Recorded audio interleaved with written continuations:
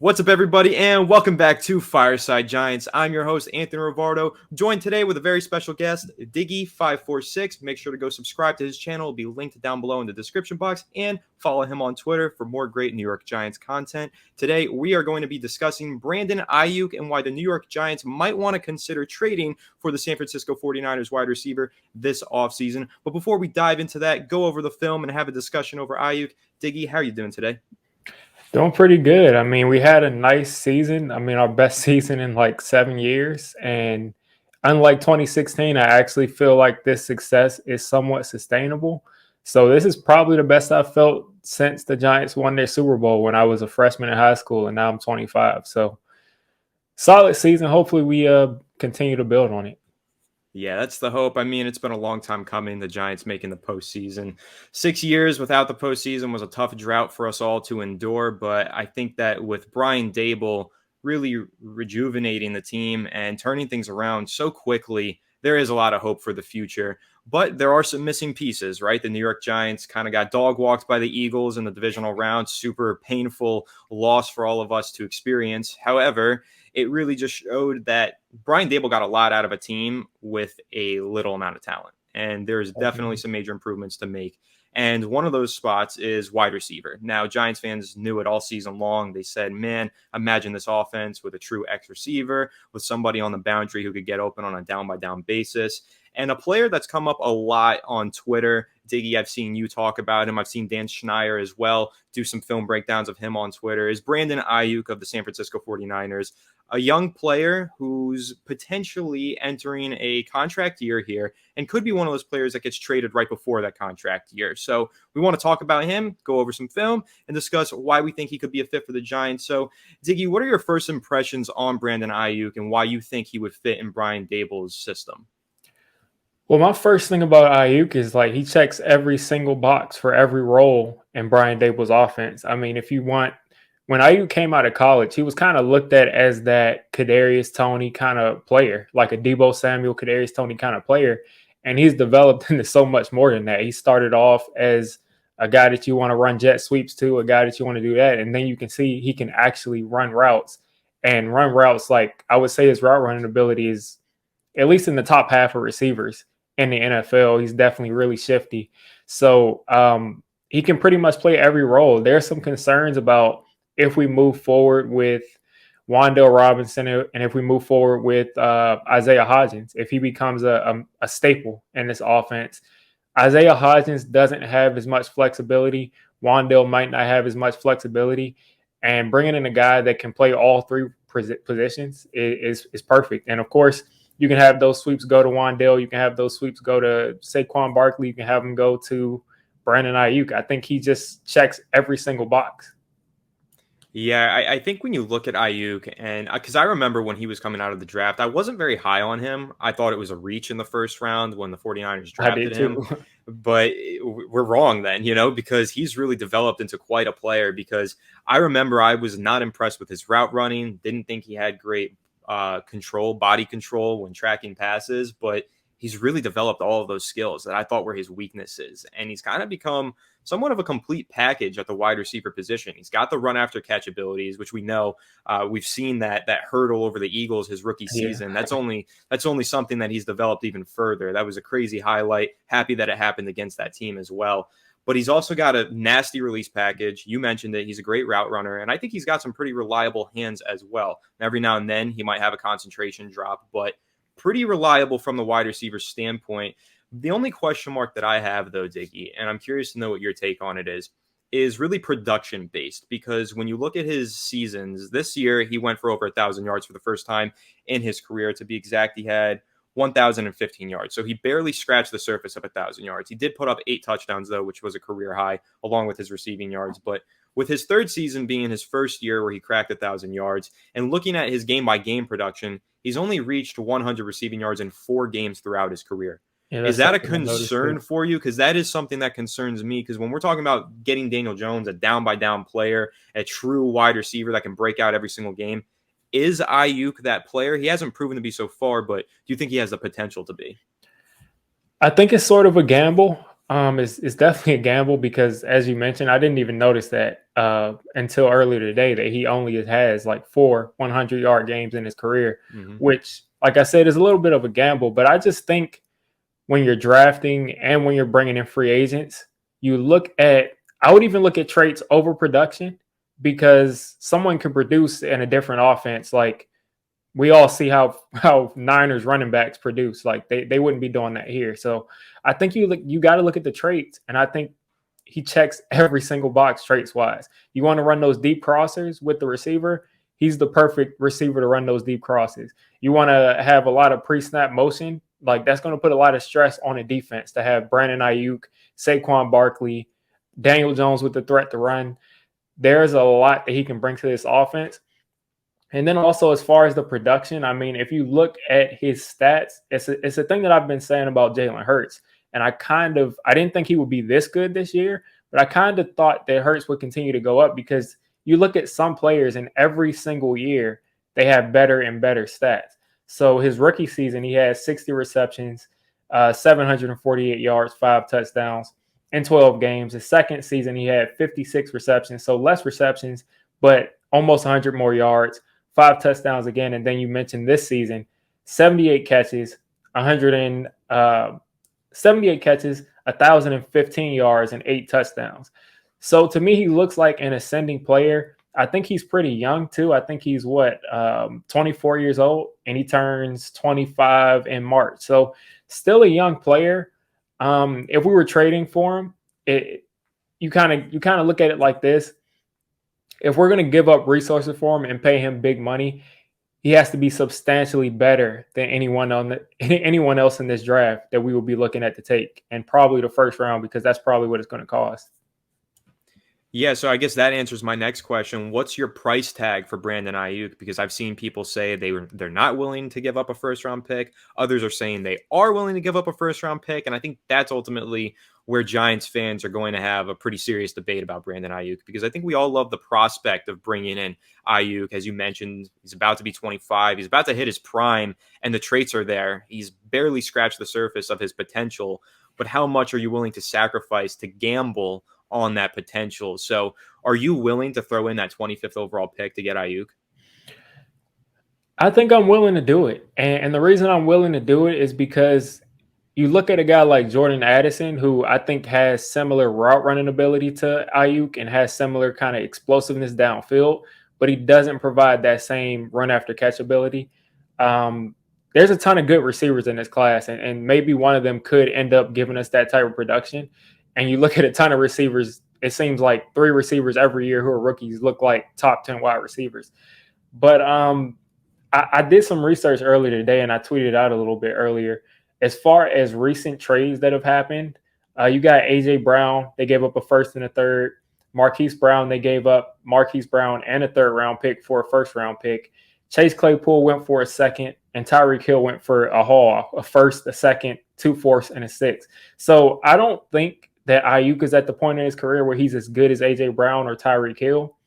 So AJ Brown, they threw in a third. If we do Ayuk and we trade for him, and we give up like a first and a fourth. I think that's what I would offer, and it would just be kind of a take or leave it deal. If they accept that, great, because we have to pay them still after. We got to extend them, or else it's a waste of a trade. Um, yeah, I would do a first and a fourth, but I would definitely, in a heartbeat, give up the 25th pick because I think he's a lot more of a sure thing than a rookie would be. Yeah, I would tend to agree there. Now, if it were to come down to it and the Giants could get him for a second round pick, I would Oh, you absolutely do do it. that? I think that's a no No brainer. hesitation. But as you mentioned, I saw that tweet that you put out earlier today. Those receivers like that get traded at this point in their career, they're all going for at minimum a first round pick at this point, except Yeah. Chase Claypool. But I mean, Chase Claypool wasn't even worth a second round pick in my opinion. So Yeah.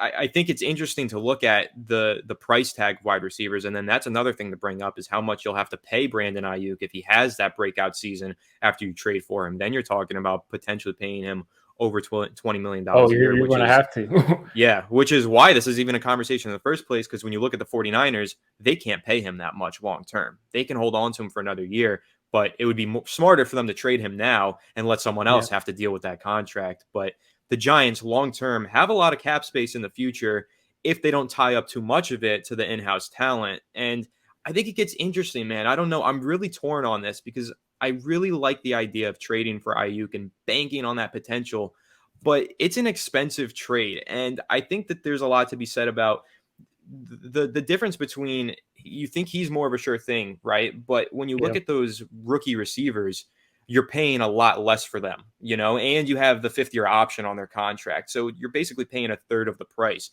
How much would you factor that into the equation?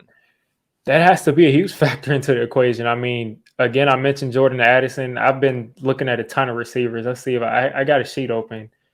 I don't have any of them in my sheet yet, but I've been looking at a ton of receivers, and you got to think that you could probably get 70% of Aiyuk from a first-round receiver if you hit, and you might be able to get 100% of his production. And it just kind of factors in. I mean, if you can get 60 to 70%, I don't think it really makes sense to give up resources on top of that and then pay that guy 20-something when you're paying a rookie, what, 7 million, 8 million? Yeah. Not even that, because we're picking in the 20s. We're not even picking in the top 15 anymore. So it's, if you want to be absolutely sure that you have a top receiver, I think you get aggressive. But I mean, Isaiah Hodgins, did he look horrible here? I mean, Wan'Dale Robinson in his last game as a Giant before he got hurt, he went over 100 yards. So I would say Richie James and Isaiah Hodgins, Daniel Jones is putting up 300 plus yards, and we can say it's against bad defenses, but we've been here long enough to know that we've played against a bunch of bad defenses and not look good.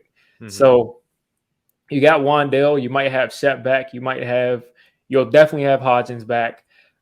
So if you add a rookie receiver who's explosive, who can make plays to this mix, is it worth then, having to go extra to even to pay Aiyuk that much money? It's a big question. And it kind of makes me lean, because of how much we would have to pay him. It kind of makes me lean to not doing it unless we got him for like such a good deal trade wise that, if we spend a 2nd-round pick on Aiyuk and we extend him, we only franchise tag him, we get him for 2 years, I feel a lot better about that than if we give up a 1st and a 4th and then he just walks after a year or 2.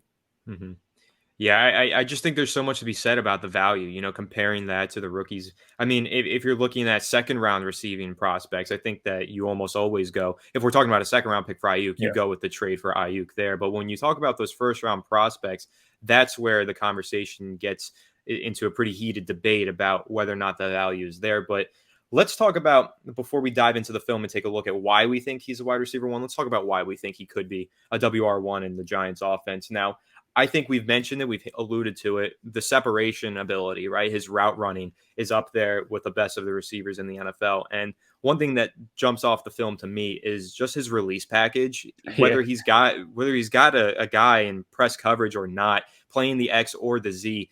That dude is lightning quick off the line of scrimmage. Like, it's really hard to get your hands on him. And just having those quick releases there, that's something I don't think Daniel Jones has had at any point in his career. I mean, you could argue sometimes with Sterling Shepard, but not in high school, not in NFL. Never. So having a guy who can get open like that on a quick slant, that's something that Jones hasn't had. And that's a luxury for a lot of quarterbacks. So getting that with Brandon Aiyuk, that alone to me makes the value for the most part there. But then, as we've mentioned, the run after the catch ability. But any other traits that really just stand out to you from Aiyuk that make you say this is exactly what Brian Daboll needs? I would just, again, hammer on that release package. I mean, he's got a bunch of different releases. Like, his footwork is much better than it used to be. He can, and then another thing on top of that is he can win in multiple different kinds of ways. He can win with speed. He can win with that release package. He can win with footwork and technique. He can win with power. He can win a bunch of different ways. So he can just win on athleticism. So everything, again, I keep repeating myself, but he can literally, like, people don't understand that some wide receivers, they're just an X, or they're just a Z, or they're just a Y. And when I'm saying all these letters, I'm just saying they're just an outside receiver who has to line up on the line of scrimmage. They're not able to get off the line that quickly. They need some space because they can't deal with getting pressed, or they're a slot receiver, and you all know how those things go. But he can literally line up all over the field, and that is exactly what I think Brian Dable wants to do, or Mike Kafka, if he's here, wants to do. And then again, you can also run those trick plays, which it seems like the Giants' plan for this year, if you look at the writing on the wall, was to use Wan'Dale Robinson as their wide receiver one and run that entire offense through him receiver wise. So to have another guy who's kind of like a bigger, faster, stronger Wan'Dale Robinson would be exactly what we need on this team. Yeah, he's very similar to Wan'Dale Robinson in terms of their playing style and skill set. So I like that comparison. And you mentioned that he can line up everywhere, XYZ, in the slot, but he can also line up at running back if you need him to. As you just Exactly. said, he can be, your gadget player and your every down receiver. And And it's another obvious thing, that our staff really wants players that can do that.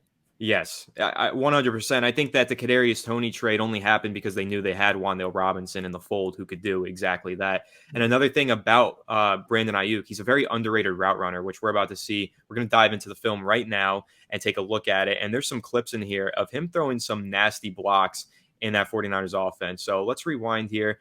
Right here, we'll take a look at some of the releases that he has and go ahead and chime in and give your thoughts whenever. Yeah, I mean, I don't think the Giants have anyone in this stratosphere of route running. Absolutely not. I mean, maybe Shep, but he's never healthy, and he's not consistently doing that. But it's just like he's able to get defenders to commit a certain way, and then recover and think they're in good position, and then still get beat another way. So like, not everyone can change direction in multiple different directions the way that he can.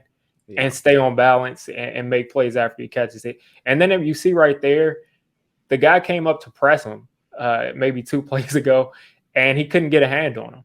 Here you go, This right there. This is how quickly he got off the line. Yeah, and that's the release package that we were talking about. It's like impossible to get your hands on him, whether you're trying to press him at the line of scrimmage or not. And that change of direction is serious because when you look at a play like this, you think he's running the fade route, and then he just breaks it inside and totally does a crossover on the defensive back. And there's just no stopping something like that. And even here, how low he sinks to the ground and how quickly he's able to turn on a dime, 180. It's really impressive. But on this next clip, we'll see here, you've got him lined up as an X. Let's see here. Yeah, and this is one of those deep crossers that we know Brian Dable loves to utilize. We saw Isaiah Hodgins get a lot of yardage out of these during the final stretch of the season. Yeah, I mean, he's just really able to get this guy to believe that he's kind of taking this up as a fade route, as going down the sideline, and then he's able to cross over so quickly that there's no way that anyone can stay with him. At least if you're not another freak athlete, you're just not going to be able to keep up with that in man coverage. And we don't have a receiver that can consistently all day eat man coverage alive one-on-one. And that's what we need. That is, and you've seen the Giants face a cover one defense just like you're seeing here from the Raiders, and no one separate, just no one gets open, and Daniel Jones has to run, and he's great at that, especially against a man coverage because you got so many defensive backs running downfield, not paying attention to the quarterback. But I don't think we've seen Daniel Jones have a player who lines up on the outside and consistently just toasts a cornerback and man coverage in this way. Yeah. So, we talk about this is press coverage. Like they're trying to press. If you look on the other side of the field, exactly. You look at the other side of the field, that receiver got jammed at the line. But Aiyuk was just so quick off the line. He set up the fade in his release and then just immediately broke across the field on that deep crosser, and just that acceleration out of his break is like otherworldly. And that's a release that you see Cooper Kupp and Jamar Chase use like all the time, where it's like a quick 2-step kind of diagonally left and then exploding the other way, and it's like impossible to stop for freak athletes that can make those kind of cuts those quickly. Yeah, because like if you it's going to play again, but like if you see it, it looks like he's going upfield. It looks like he's going up down the sideline. It's like it's impossible to stop. And the explosion on that third step to just, get across the field. I mean, how quickly he got to the middle of the field was super impressive as well. So, and again, here's another alignment, closer to the tackle here, playing out of the slot. And this is just a nasty, nasty route. Yeah. That's just like, I'm a more athletic than you play. Like, he just kind of dipped like a pass rusher. And then when the Yeah. guy was recovering, that's like, this is what the best route runners do. They set guys up to think that like, oh, I'm in a great spot, I've recovered, and then like completely take them a different direction. And then that's how you get this wide open in the NFL. Like, And yeah, then look at the acceleration after the catch to gain all the additional yardage that he did. I mean, that's a whole nother thing that we could talk about the Giants offense has missing, just the run after the catch ability. We see pretty often Giants receivers like Richie James. I got to give credit to him. He's not the greatest player in the world, but he played very well this season. yeah. I think that some Giants fans really like just give him too much crap for no reason. Because His just think accidents about, got magnified, but he yes, was our most reliable receiver by far this year. right. He had a couple drops here and there, but from what you were expecting out of Richie James this year, I mean, you just got so much more We value than were excited expected. about Richie James in the offseason because we thought he would be our fourth receiver or fifth receiver. Yep. But And he ended up being WR2, and he was pretty decent. So, but here's the thing, right? Is when Richie James runs a route, first of all, he doesn't get this open. Second of all, he makes the catch. He does not get this much yardage after the catch. And that's his absolutely not. role, is to be that yards after the catch guy. And he doesn't have this ability. So when you look at the Giants offense this past season, no one could run this route and no one could gain this much yardage after the catch. So you just imagine what Kafka and Dable could cook up for Aiyuk in this offense and see plays like this. But this route is just on It's another level. ridiculous. Again, we're talking about some man coverage here, and they try to jam him at the line of scrimmage, and look how it's just not even possible. He's already behind the corner, and he gains, that's got to be at least 6 yards of separation. He is probably more than that. And it's like, it's just, I was watching Darius Slayton 3 weeks ago, and he like made a play. He caught a pass, and I think it was on the other side of the field that Aiyuk is from. You might remember where he was accelerating. He had one guy to beat, and he just couldn't get past him. Darius Slayton has so much speed, but no elusiveness at all. Yeah. And we're completely missing that. We do not have a receiver. Hopefully, Wandale does it when he gets back.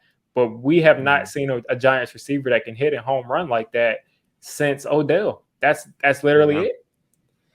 Yeah, Slayton, for all the top end speed that he has, it's that flexibility that he really lacks in. So the run after the catch ability just kind of isn't there. He's got the ability to run straight, but you ask him to run horizontally and you run into some problems. But with a player like Aiyuk and that change of direction, you're right. Like, it does remind me of OBJ. Now here's another play here. Let's see what this one looks like. Yeah, again, it's just so just quick open off the in the line of zone. scrimmage. It's just Yeah, this is a zone defense from the Seattle Seahawks, but how quickly he just bursts off the line of scrimmage. And then what I like here, first of all, it's a really good throw, not to lead him into coverage by Brock Purdy. But I like how he notices it's a zone. And if you see him kind of pull up there at the top of the route, yeah, just to make sure he sits down in that open portion of the zone.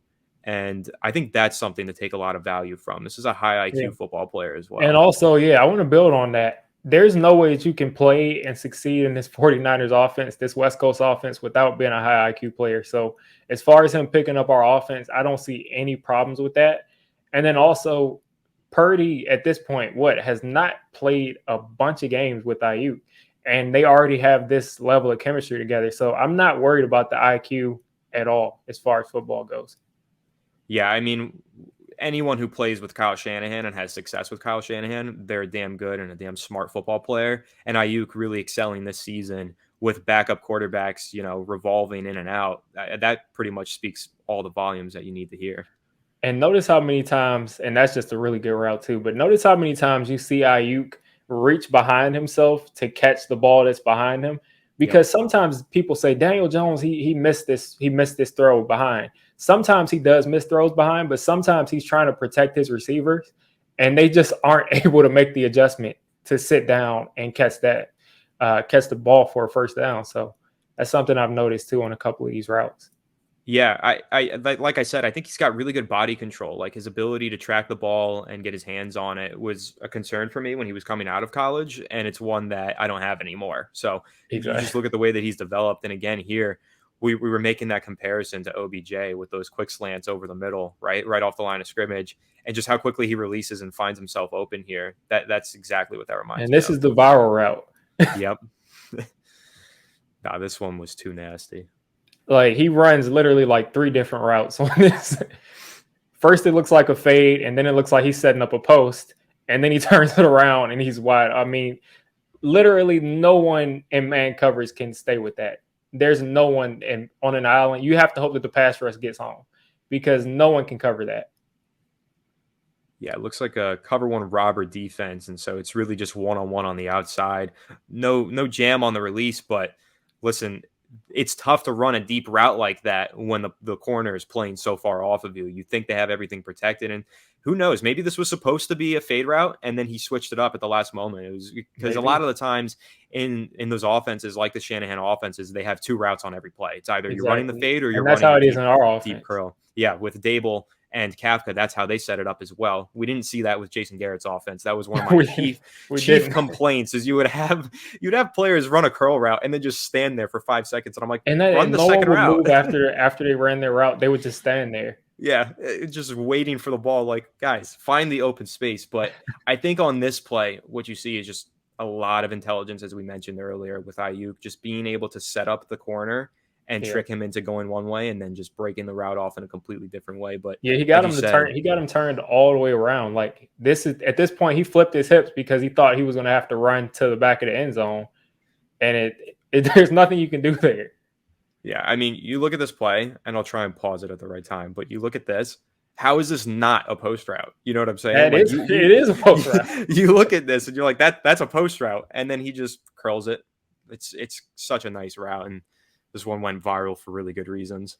Yeah, All right, let's see what we have here. And okay, so these next couple of clips, you're going to see Ayuk just throw some nasty blocks because he is a smaller receiver in stature. He looks a bit undersized to play on the boundary and everything. But when you look at the physicality that he has on these run blocking plays, of course, we know how great of a running game the 49ers have, but they're really well coached and their receivers get involved in the running game as well. And this is a play that could have been a 20-yard rush or a 40-yard rush. And because of the great blocking from Ayuk, even throws a nasty one at the end there, this just becomes such a huge gain for Christian McCaffrey. yeah. I mean, first of all, it's just I just always just get so excited to watch the 49ers run their run schemes because Yeah. it's like ridiculously good. But yeah, he wouldn't play in this offense if he wasn't able to block. They take it very seriously. So at the next play, I think you're going to show here, he did a good job sealing off the safety. Just like you don't have to be a dominating physical presence, but he just is always in the right spot and is able to just get just enough to allow people to get by him. Yeah, and he talked his shit at the end of that one too, He as sure he did. should. That's awesome, bro. That I mean, that's football, man. That's what you love to see, especially from your receiver when you've got because this is, we're talking about the 49ers offense. They've got some great backs there, including McCaffrey and Mitchell. But when we're talking about Saquon Barkley trying to get to the second level, there's been a couple times this season where I think that he could have broken a run for way more yardage. But, on the outside, when you have guys like Darius Slayton, Richie James, and a few other, backup receivers out there blocking for you, it's a lot of Yeah. tackles that you're asking Saquon to break. But if you have a player like Aiyuk who can legitimately throw blocks like this at the second level, I mean, you're talking about Saquon breaking a ton more runs next season. Definitely. And I mean, and also just the athleticism to be able to get to people to block them is something to be said too. Yeah, and fundamentally, like the technique here is super sound. Like the ability to turn the safety and seal that, Exactly. And that's the IQ is like he knows where he's not looking at McCaffrey while he's blocking, but he knows exactly where the run is going, which shows you that they probably practice this run 1,000 times. yep, yeah, like turning the safety there is a tight end move. It's really impressive. And again, a lot of that has to do with Shanahan, the offense that he's playing in, but you got to give credit where it's due. Like this is a really high IQ, smart Yeah. football player who's got the ability to make an impact in the running game, the passing game, and at every level of the field. Yeah, 100%. I mean, I would say throw him more returns, but not if you're paying him 20 something million. But again, like he can literally do it all. He's a guy like I said about Jamar Chase 3 years ago, whenever he was coming out, like he's idiot proof. Like you can literally have him in any offense, simple offenses, complex offenses. He's going to be able to make plays. Yeah, and I know we were a little on the fence when we were talking about it at the beginning of the episode, but when you go over the film and you just see the potential that's there, and the difference that he can make in your passing game and your running game for that matter, I do think that the value is there. And I think that I would be willing to give up that 25th overall pick to try and get Brandon Aiyuk. Yeah, 100. I mean, if it's the 25th pick, I mean, it's the back of the first round. It's basically a second round pick. If we draft a rookie, yes, they'll be a lot cheaper, but there's a much bigger risk there.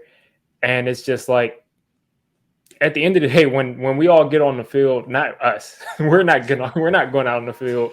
But Hey, we could. when people get out there on the field and they're playing football, it's just about making plays at that point. No one's thinking about the salaries. We can afford it as a team. So if we go out there and do that trade, I'll be celebrating. It makes perfect sense to me. If we don't do the trade, I'll understand it because we could get similar production, maybe a little bit less production from a rookie, but we know that this guy is able to do this in the NFL and able to do it at the highest level. So that's the benefit that you lose out on if you just try to bank on a receiver coming in and doing that same thing. Yeah, and a lot of the times you'll have receivers who come out of the draft, and Ayuk is a great example of this. You'll have some question marks, and it takes them 2 to 3 years to really catch on. So, do the Giants want to wait that long? I mean, when we're talking about this Daniel Jones extension, a lot of us really want it to be a 3-year deal. So, you're talking about Daniel Jones getting into the final year of his contract before that. And then the guy finally breaks out, and and then exactly. So, I think you're absolutely right, Diggy. You want to make this trade, get this player who makes this impact immediately. Yeah, and that's the thing. Like we've been saying, Daniel Jones, like he needs to get this year to show himself, to show who he is. And I would say out of all the years, of course, it always is going to be this, but out of all the years, this upcoming year is the biggest year because this is his finally a second year in a competent offense, coming off of a good year. And you want to see him take that next step. And it doesn't have to look like 40 touchdowns, but you want to see him take a next step. And I don't think you see the people on Twitter, the Daniel Jones apologists, the Daniel Jones haters, but the apologists for Daniel Jones are going to say, you drafted a rookie. What can you expect from a rookie? You didn't give him a fair shot. The haters are going to say, you drafted a rookie in the first round and he couldn't do anything with him. But one thing that we can all agree on is that if you bring in a receiver that is already productive, that doesn't have those same kind of caveats as Kenny Golladay did, as far as he's a possession receiver, not a possession receiver, but he's a tight window receiver. You got to take risks to get him the ball. But a guy that's just always open, at that point, you're giving him a playmaker. So there's no buts about it. If you want to evaluate him as a player, this is the absolute best way to do it. Yeah, I'm in complete agreement with that. It's funny because with Daniel Jones, we've been calling like each of the last 3 seasons a prove-it year for him. And this next season might be another prove-it year. I think he's mostly proven it by now. And I think he's already proved it. This season is just like, we know, okay, at this point, I think we can both agree. Maybe you don't, but I think at this point, we think he's a good NFL quarterback. Mm-hmm. Like, he's a good quarterback. So this proves like, are you a $35 million quarterback? Are you a $32 million quarterback? Are you a $50 million quarterback? Because now we're going to improve the offensive line and we're going to give you a wide receiver 1. And this is the easiest way to get him a wide receiver 1. Yeah, I mean, you get him that guy, then he's got to prove, like you said, is he a $30 million quarterback or a $50 million quarterback? And I think that's what getting Brandon Aiyuk this offseason could really help Daniel Jones prove to the haters, the apologists, everyone in between. So it'll be interesting to see what they do. And of course, there's a bunch of other receivers that they could potentially trade for, draft. There's a lot of options for them. But I think that Brandon Aiyuk does make the most sense when you take a look at his talent, his skill set, and what Brian Daboll is looking for in his offense. I think Aiyuk is just a perfect fit. So before we wrap up, I'll ask you one fun question. Let's say you were given 10 snaps to line up against Brandon Aiyuk. How many of them is he catching and beating you on? And how many of them are you even getting your hands on him for? Let's see. Let's see. I think I'll get him twice. I'll get my hands on him twice and I won't break up a pass, but maybe I get an errant throw or something. Yeah, I think that, me personally, I've got a partially torn ACL, so I think that if I were to line up against Aiyuk, the rest of that thing is just gone. Yeah, it's gone. I don't think I'm walking for a week after that. So yeah, I would play off. I would play off and just hope that he runs into me. Yep, that's really all you can do. But anyway, that pretty much wraps this one up. There you go. There's our thoughts on Brandon Aiyuk with a little film breakdown tossed in there. Again, I think that he makes a lot of sense, but let us know what you think down below in the comment section, and make sure to go follow and subscribe to Digge546 on YouTube and Twitter. Go check him out. Great content covering the New York Giants from my man Diggy right here. If you got any last words, Diggy? Yeah, I mean, again, I disagree. He makes the most sense by far. He makes more sense than old DeAndre Hopkins. Stephon Diggs does not want to get traded away from the Bills. He was just upset in the game, so he's not getting traded. Justin Jefferson is not leaving Minnesota anytime soon. So he makes the most sense by far. And last words, I'll be dropping a bunch of draft content on my channel. Every position, starting with the Giants' positions of need: linebacker, wide receiver, corner. I think is our top three needs, maybe interior offensive line. I'll be getting all of that on my channel. And yeah, thanks for having me on. Of course, man, happy to have you, and looking forward to seeing all the draft content that you're going to be producing. Hopefully we can collaborate a few more times as we lead up to draft season. But everyone, make sure to go subscribe to Diggy, and make sure if you're new to this channel, you subscribe, ring the bell so you don't miss an episode. Leave a like if you did enjoy this episode, and comment your thoughts down below. Catch you on the next one. Have a good one, and let's go Giants. All right, let's go.